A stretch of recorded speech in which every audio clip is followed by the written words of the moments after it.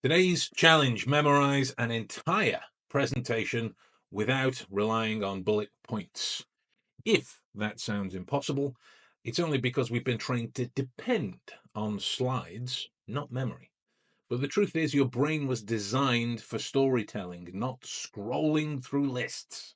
Something that I had to make full use of recently at my TED Talk. Yes, that was a name drop moment.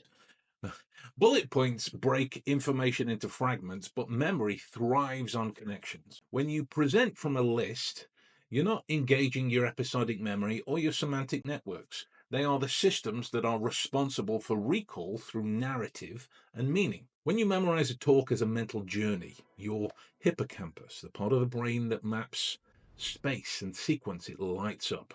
That's why the method of Loci, or the memory palace, is so effective. You don't remember slides, you remember places, faces, feelings, and flow.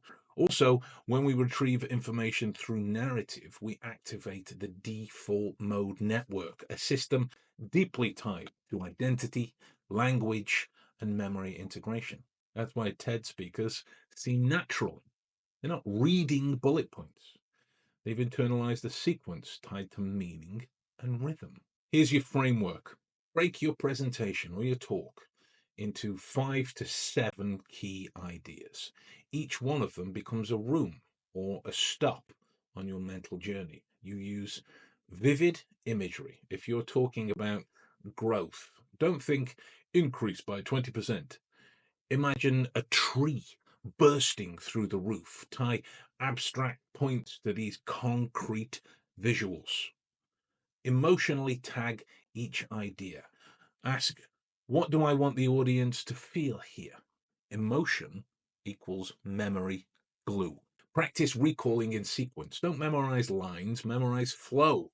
Think transitions, think cause and effect. Speaking out loud, rehearsing out loud strengthens auditory memory and it builds verbal fluency.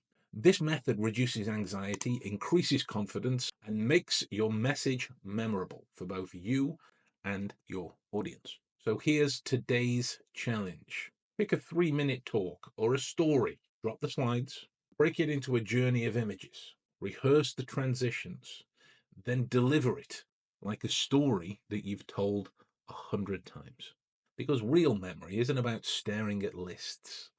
It's about crafting a path your mind wants to follow. See you tomorrow.